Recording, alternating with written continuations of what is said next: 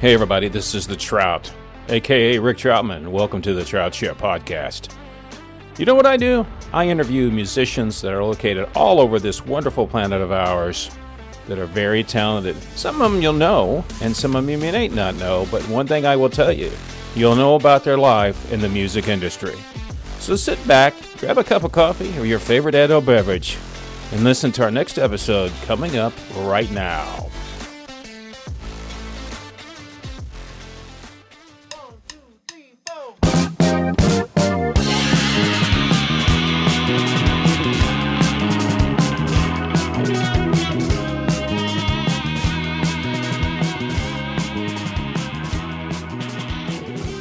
Hey everybody, it's the Trout and welcome to another Trout Show podcast. Thanks so much for stopping by. Today I interview a wonderfully talented musician called Jake Vanaman. He's from a band called Kendall Street Company. He plays keys and saxophone in his band. Now if you remember the musical antics from people like Frank Zappa, Weird Al, and if you're old enough, even Spike Jones, you're probably going to want to listen to this interesting interview with Jake. Kendall Street Company, as I said, is an eclectic band that plays a lot of goofy music. I think that's what they might call it. But they have something else, too, and that is they're extremely talented musicians when they get very serious about their craft. So it's an interesting story about a band that you'll have to decide whether they're goofy or if they're really talented. It's Kendall Street Company. That's next on the Trout Show podcast.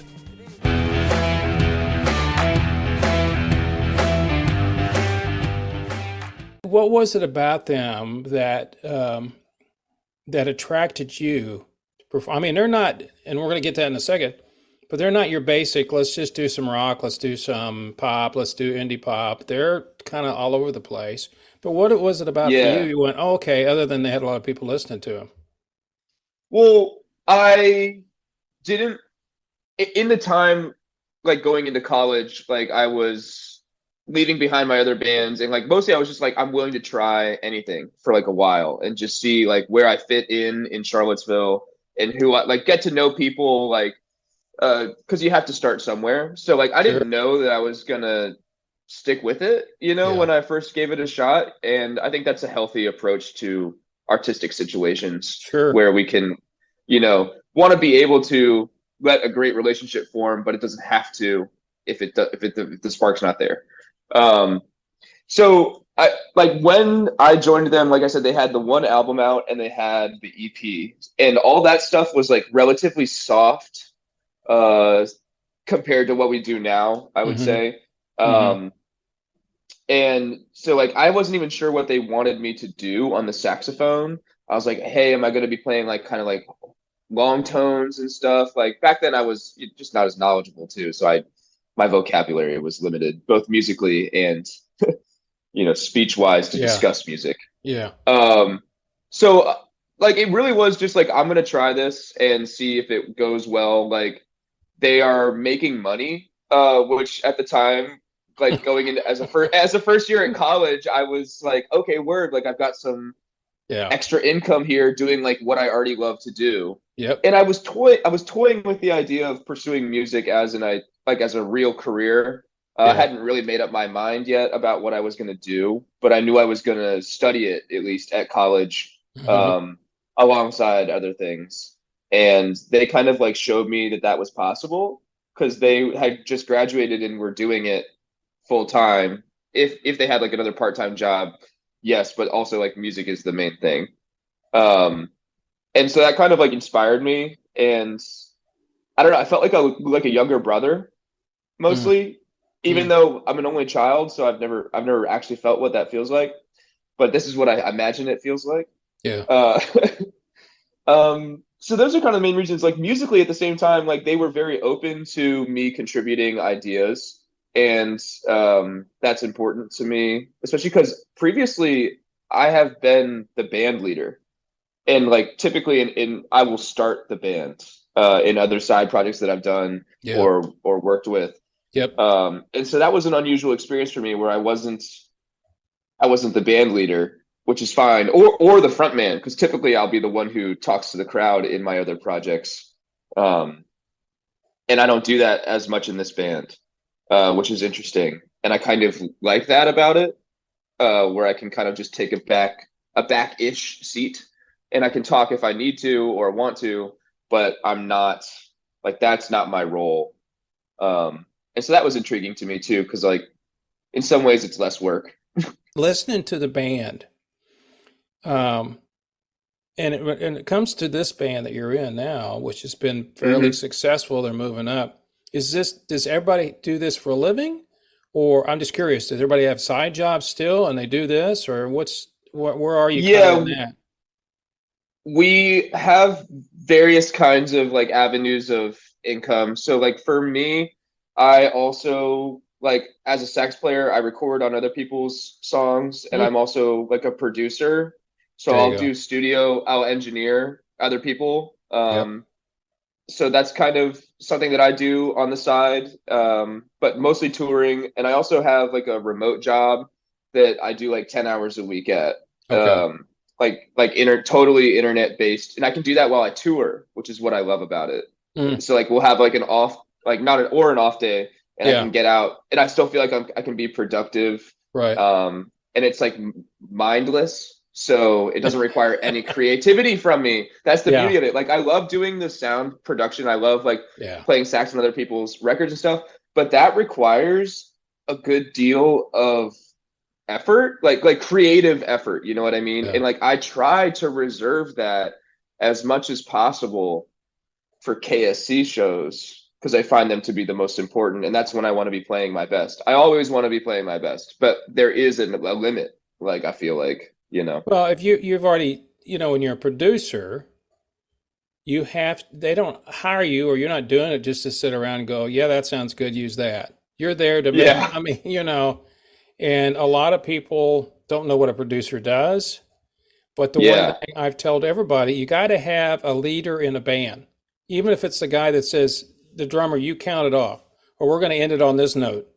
Somebody has to tell you that, or you just, or you just go off on a tangent. Who was your idol when you played sax? Who was the one you said, "Oh, I love that guy," or who was it that you liked, or still do? So it's changed throughout the years because I used to play mostly alto Hmm. sax. That's what I like learned on, and now I play tenor. I got a tenor when I joined these guys, because they had previously had a tenor player, wanted another tenor player. I Sure. wanted to play tenor anyways, so it was a good mix. Um, but I think so. I started out like really liking Sonny Stitt on alto. I think he's got great tone. Like, and I play my alto and my tenor and my bari for that matter very differently than each other. Hmm. Um, for the tenor, I really go for like a growlier, like more aggressive rock tone, and like the alto, I feel like I've got like a cleaner, softer approach to playing with it. So, you got Coltrane in there. Yeah. He's such a great player, you know. I love him. Also Michael Brecker. Oh yeah. Um, he's a great like example of pushing sax to the limit and using like electric and guitar pedal world Hmm. and effects and all that. He does that very tastefully. And I think like a modern version of him is like Jeff Coffin, and he's a great player too. Whenever I come across a video, it's just killing. It's just shocking to me how much I still don't know about like the history of music. And then, like my friends are like, you don't know this record? It's like, nah, I've never heard of it Yeah. before. Like, But um, I think the thing about it is you're smart because I can tell you over the years I've met younger players and I'll mention people because I always study a lot of guitar players, all the way from classical like Andre Segovia that, was a phenomenal player or he was Spanish and all that stuff, but played classical music to, people like Chet Atkins and Les Paul and people like that to Jimi Hendrix, and kind of follow where it's goes. So you can kind of have conversations. It's like you mentioned the jazz players. I know you're talking about, and I'm a firm believer that you will learn from them. Not yeah, necessarily, but you can learn the history of why not learn the history of what you're doing. But the one thing I noticed about the band, as you say KSC instead of KFC, yeah, it's almost, and this is one of the questions I have for you. It's almost like the band wants to be kind of fun, but they want to be taken seriously at the same time. Because when I start listening to you guys play, and I forgot, well, I know what it was, that tune that you did about somebody's dad that comes to your Oh, Becca's dad, yeah. Becca's dad. I'm listening to that and going, well, it's kind of a stupid title, but the guy's walking out and all that. But then I start hearing you play, and I go, okay, they're serious about this. But they Yeah, kind yeah. of I want think you nailed it, they. yeah. I mean, but it's kind of like it's almost like it's a joke, but not really. And it's like Yeah, when you're doing yeah, pretty Becca's, much. I mean, it's kind of like we're going to be funny, but we're going to be serious about what we're doing. Being funny is kind of what it is. And and you Yeah, wrote your yeah. bio, and you were talking about Grateful Dead, and I never was a huge fan of theirs, but they talk about Frank Zappa and all these people, and you're like, okay, Zappa, Grateful Dead, and you start putting them all together. You're like, there's no, other than the fact they're musicians, there's no there's no line between. It's like, okay, but I think that's what makes up a great band to a certain degree because and I may be completely wrong on this. I think the No, reason you guys have I think done, you're describing it so well. I think you nailed it on the head when you said like we want to be funny but also taken seriously. Like that's perfect. Yeah. That's what we and, want. well, because when the gentleman was playing, I played. There's one right there. I play Okay. slide, and when he started playing slide, I go, okay, this is somebody who knows what they're doing. This isn't something like, if you want to go back and check back in the 40s and Spike Jones, where they all made fun of each other and made Spike Jones records, but they were all great musicians. So Yeah. it's almost like a dichotomy. I'm sure people come to hear you, have never heard you before you start out, and you start doing stuff, and then all of a sudden they go, well, that's funny. And then all of a sudden you're like, well, they're, dang, they're really good at what they do. So is that the kind of the approach when you guys do stuff? I mean, you obviously are having fun what you're doing. Yeah, so it really depends what song is going to be played, but for the most part, our live show is supposed to be engaging and like fun and a little bit ridiculous, a little bit hilarious. There's supposed to be some like interaction between the crowd and us. We like to go for that. But at the same time, we're going to melt your face. Yeah. Like that's the goal. Yeah. Like you're going to be laughing and on the floor, hopefully dancing. But it's not super intentional at the same time. Every now and then it is very intentional, but it's also just the nature of the songs.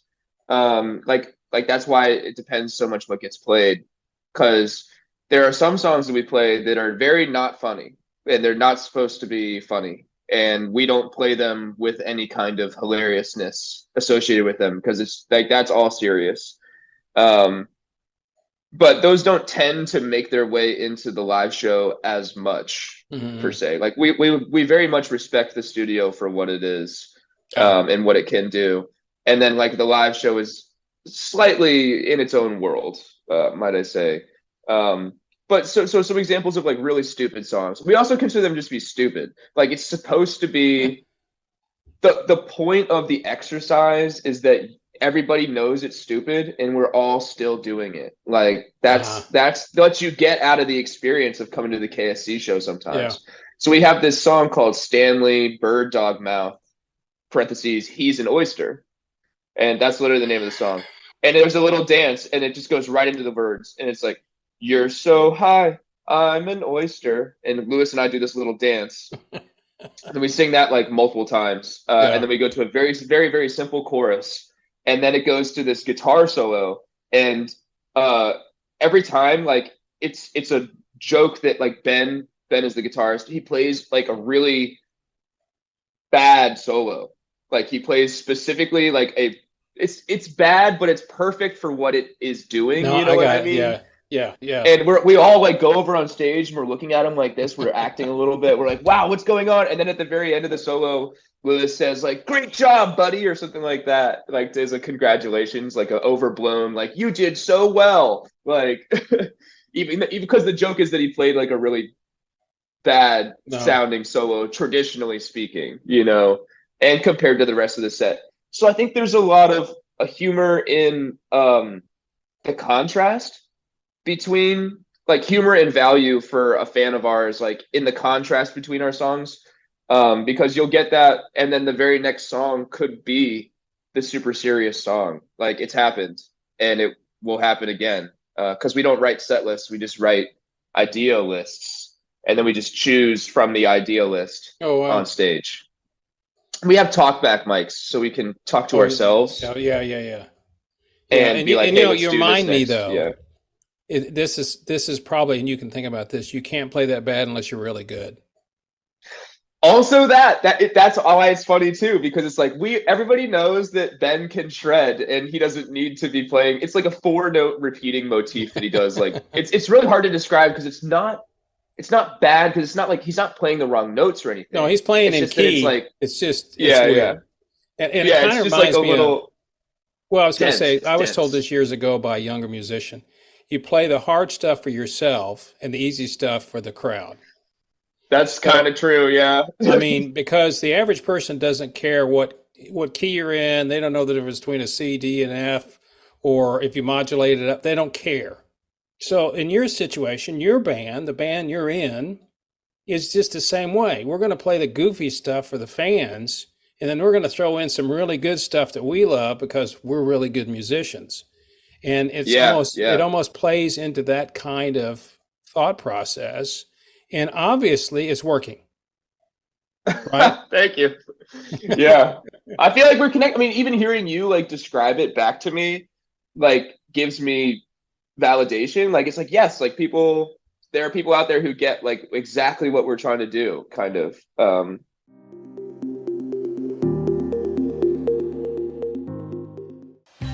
Are you concerned about your financial health?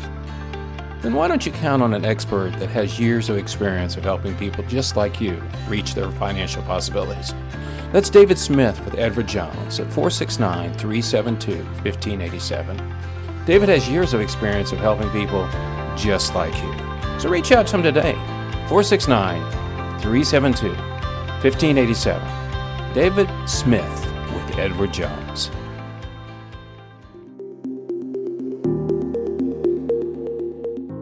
I like that. Yeah. Well, I think as a musician, there's some things you have to do for yourself. And can I go into a 10-minute riff on a lead guitar part? Sure. But after a while, people go, okay, I'm sick of hearing it. So you get bored. You get bored. So people get bored with. So you got to put some energy in some other things. And as soon as I started listening to you guys, I went, okay, I know what's going on here. I mean, because now you got to remember, I've been a musician a long time. Yeah, but it works. Yeah. But don't you play keys too? Don't you? I play keys now. It's not always me playing keys on the records, though. Okay. I play keys on some of the records, but not all of the records. But I mean, on live, do you have to play keys very much in live, or you just keep it to the sax? All the sax? Yeah, I play keys live now too. Yeah, so I've got like a Nord bottom keyboard where I do most of my work, and then I've got a Korg mini log on top for some synth stuff, and like arpeggios, and I've got specific like patches of sequencers. Oh yeah, you can just patch them in and play them. Because I've always being a blues guy, is always a sucker for somebody playing a Hammond. You know. Oh yeah, man, I love organ. Yeah, it's like, so good. It's when somebody brings that big old thing out and they're rolling it out with the Leslie speakers. I'm going, oh, this is going to be good. You know, because it's like I'd love to have a Leslie one day. That's the dream right there. I think that'd be so you talk awesome. About something heavy to carry around. Yeah. So, as long as I can pay somebody to carry it around for me, I think I'll get one. So you guys, where are you now in? You have something new coming out, right? On the 22nd? Yes. Did I remember that right? The 22nd is the full album releases. So we've had 3 singles come off of that so far. Since like June, the beginning of June was the first one that came out. Yeah. So we're in that album cycle for sure now.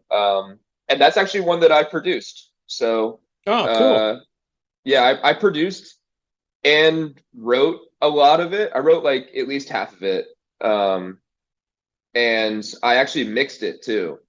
So this was kind of like my project within the context of the band. So if I don't like the mix, I can email you and go, what were you thinking? on that song. Yeah, I'll probably just I'll take it down from Spotify and I'll make little revisions and we'll try again next year. Not until you're Well, happy with it, I think. We haven't been able to have this full experience before. Like most of our sessions, like there's been an engineer and that engineer will like generally provide feedback, but it's not at the extent that like a real dedicated producer would. right. So we're looking to, on like our next big record, to get like a full producer.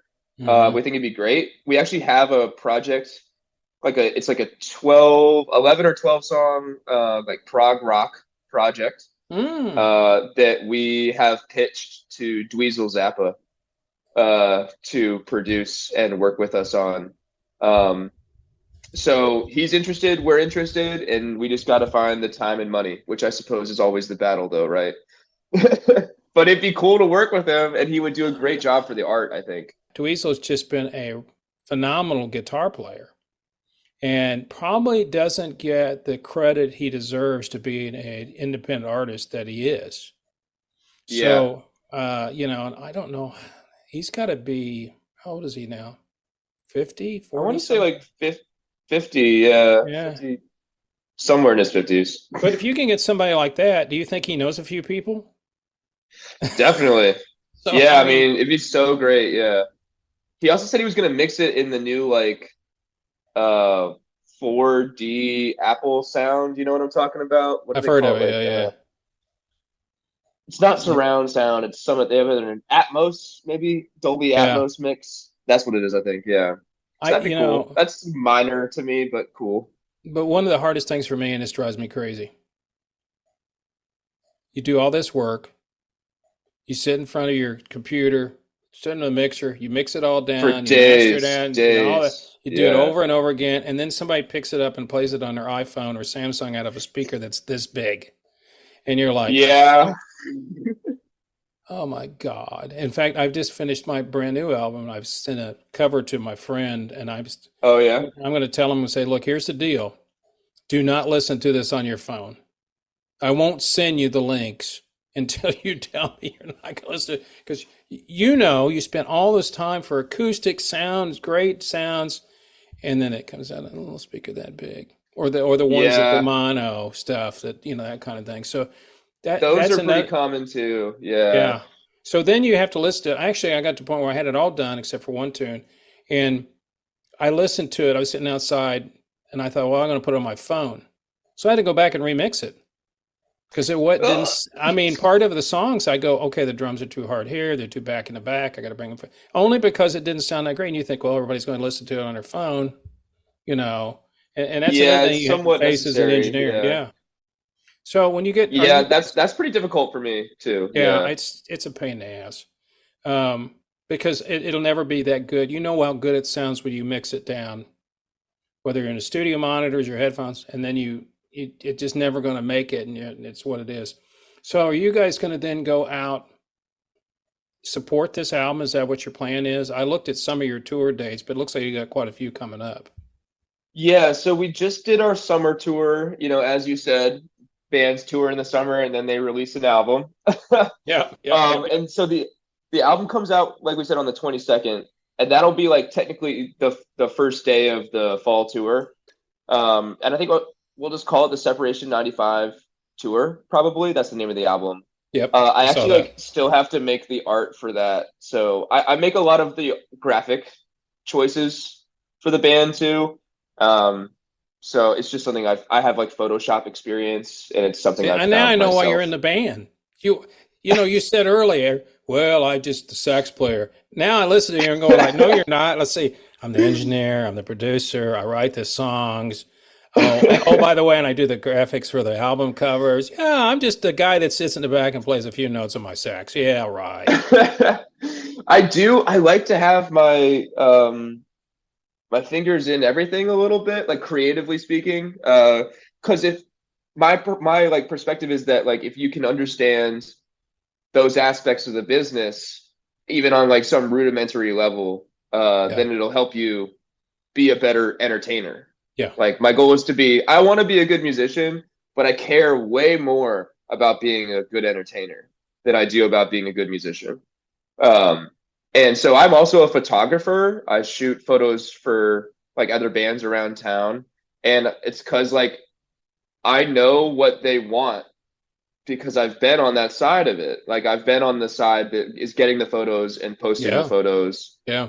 And also like I want the experience of being the photographer so that when I'm on stage, I know how to interact with them in a way that's comfortable and effective.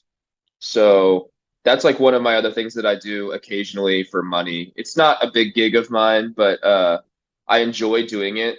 And like I like to help out the other bands in town. And I live in Richmond, so there's a lot of I was bands going to ask here. you, where's everybody based?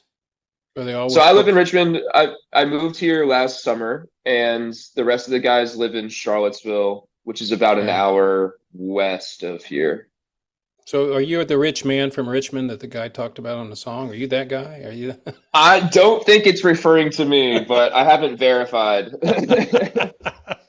I think what's interesting about your band, and I don't want to say your band, but the band in general, Yeah. is that you've got this, and I guess the thing is, you guys are going to, I assume, expand your footprint. I know you do a lot of tours on the East Coast and Northeast and all this stuff, but of course, we're back to what's the big problem with that? Money. Yeah. I You got to mean, have yeah. somebody support you to be able to tour, or you have enough gigs set up that you go from one to the other so you can play, because it costs a lot of money to travel.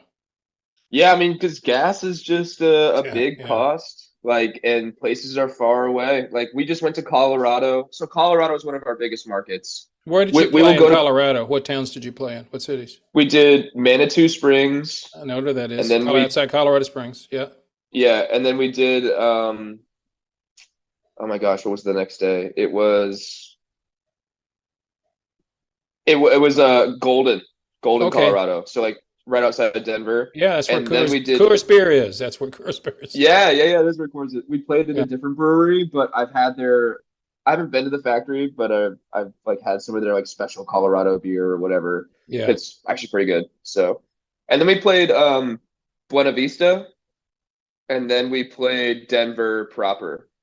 I would also think, maybe I'm wrong, but I would think college towns would be perfect for you guys. College Yeah, universities. yeah, we play a lot in Georgia, and we'll play in I guess like Georgia and Oxford, Mississippi. We recently played Yeah. at. Yeah. Occasionally, we will get like private party offers to go play there in select like big college towns. And those are pretty fun. They're great for making fans. They're great for selling merch, that's for sure. Um, You College got to kids have love merch. tie-dyes. Must have merch. Must have Yeah, merch. merch is so good. Yeah, merch is how you tour. That's how you tour. That's exactly right. And it's funny because there's no money in making music. No, You not really, really. if you make a million streams, you make 3 grand. You're like, if I'd sold a million records back in the day, I would have had $400,000 in my pocket. Do you guys use, I know you're using PR people, but do you have a manager then that manages the band too and makes all the things happen as far as bookings and all that? Yeah, so we have a booking agent and we're with Mint Talent Agency, and that's a new move for us. So we just got on there like last month. And that's CJ Strock is his name. Hmm. And then our manager is named Erwin Shemenkowitz, and he's at Regime Music Group, which is in Denver. Denver and LA, but he's in Yeah. Denver.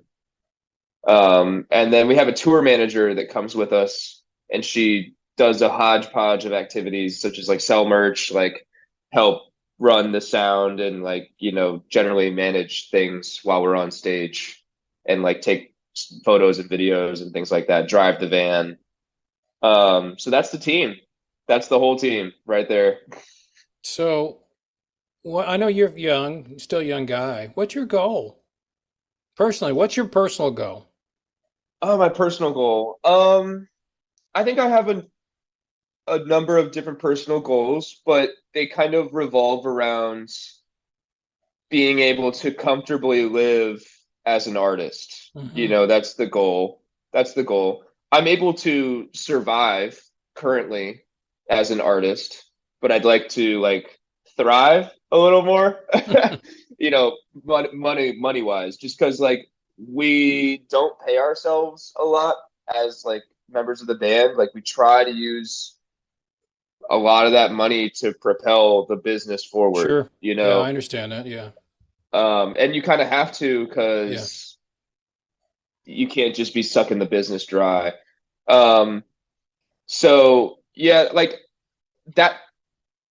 I don't have like a timeline goal. I don't know. Like I do want to continue the path that I'm on. I think I'm on a pretty good path. I feel great about my playing with KSC. I feel great about my like new production roles. Hmm. I got into like doing my own full own sessions, engineering them for the first time this year in a professional studio. So that was a big goal of mine. Um, and like just getting more mixing clients that I can do would be great. On a somewhat more personal basis or more frequent basis. I guess also I would love to teach at some point, like teach saxophone or teach my version of entertainment Mm. to people who are interested. But I haven't yet found a way to execute that. I have a roommate. I live in a tiny-ish spot. So when the time is right, I'll execute that. But I know So that's like a huge lifeline for musicians making money is like teaching, you know, it's something I don't engage in perhaps a lot of enough. people on the people on the internet have done very well doing that. You know, Yeah. Oh, they yeah. I guess you can do it over Zoom and yeah, whatnot. online Yeah. stuff. Well, and then here's my lessons. They're $100. Here's the book or whatever, you know. What and Yeah. I really Yeah. Great like your setting. band. I hope that you guys continue the success. Thanks for your time. Really appreciate Yeah, it. that was a lot of fun. I really enjoyed the chat, and hopefully we will catch up either in Texas or on Zoom again. Okay. You have a good afternoon. We'll see you later. You Bye. too. Bye bye now.